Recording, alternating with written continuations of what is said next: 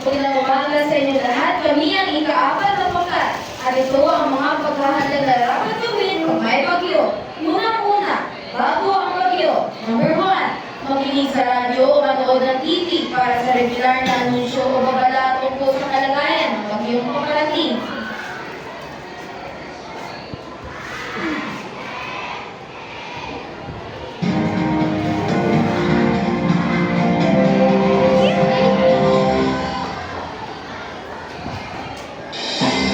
Magandang araw. Ito si Emerson Ramirez para sa bagong news update. Isang malakas na bagyo ang kasalukuyang nakatama sa ating lugar. Wala pang maayos na dati para sa pagligtas. Kaya sa lahat ng kasanalilan na naghahamon, manatili po kayo sa loob at siguraduhin ligtas at lumbahan. Iwasan ang paglapit sa mga putol na poste at agad iangkat ng gamit sa kuryente. Alam po ang makinig sa mga na anunsyo para sa inyong ligtasan. Ito si Emerson Ramirez, nag-uho.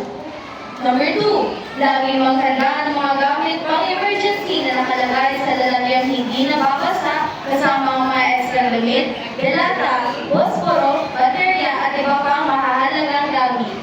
Ito yung gawa natin. Kasali ba to? Yung mga papeles. Ayun, yung mga papeles. Mga importante yung papeles. Bakit kaya, Jai? Yes, guys. Muna ang ginagawa niya. Oo. Oy! Ang dami! Sige. Number 3, ayusin ang mga bahagi ng bahay, lalo ng bubong, para maging matibay at makayanan ang malakas na ihip ng hangin. Look!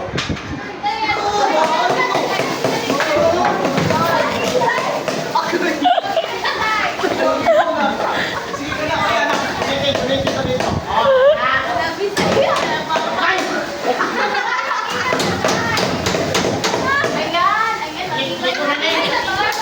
Wow!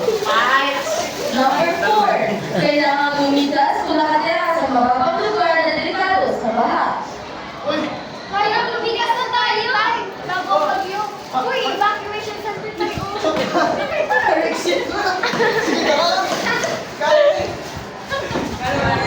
Number 2, habang may bagyo. Ito ang mga gagawin habang may bagyo. Number 1, huwag lumabas ng bahay kung hindi kinakailangang lumikas. Sa bahay muna tayo manap. Ang gawas mo! Oo, sila.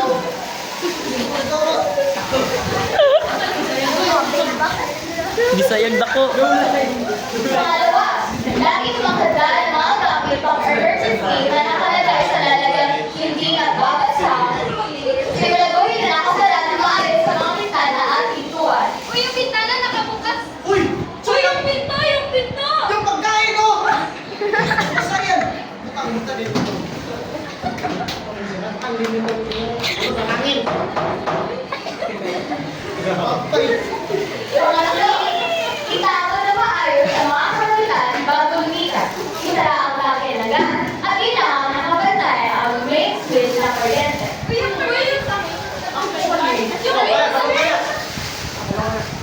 TV.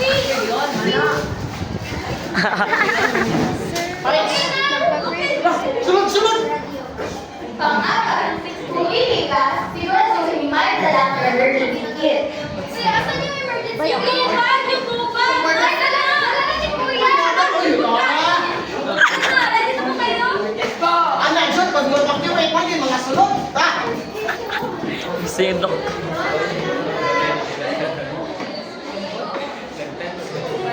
Pagkatapos ng bagyo, manatili sa loob ng bahay kung wala pang opisyal na balita na nakaalis ang bagyo sa bansa. Dito na tayo na. Wala pa kasi official na balita. Oh, sige. Mamimila tayo ng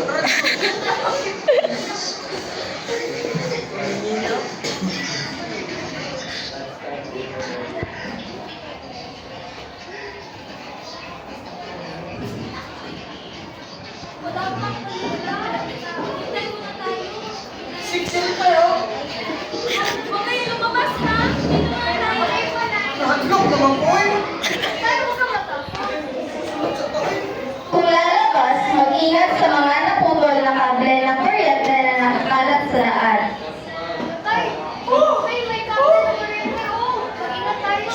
Lagi niya, kumintihan mo ron.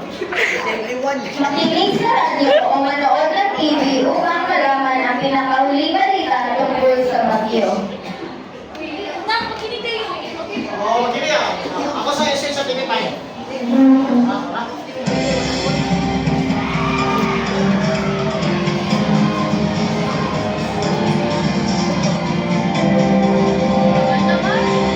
Tagal nito oh.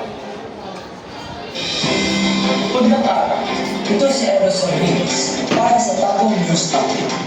Isang malakas na bagyo ang kasalukuyang tumatama sa ating lugar. Wala pang maayos na plano para sa pagligtas. Kaya sa lahat ng nasa kanilang nagpahanap, magtigil mo kayo sa mga sa Pilipinong ligtas at pagbahan. Iwasan ang paglapit sa mga putol ng poste at agad-langkat ng gamit sa kuryente. Siguraduhin na walang kable o outlet na nakababad sa tubig.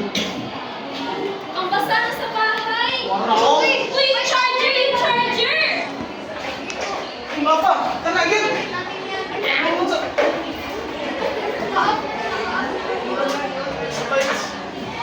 Naka-off na ba lahat? Saksakan! Itapon ang mga naibong tubig sa mga gulong, lata o baso upang hindi pamahaya ng lamok. Hala! Maraming tubig. Itapon. Langaw. Uy, may mga lamok na dito. Magitapon nga na. Grabing SFX ba? At yun lang ang aming gagawin kung may bagyo. Tayo na. Yay! Bye-bye. Okay,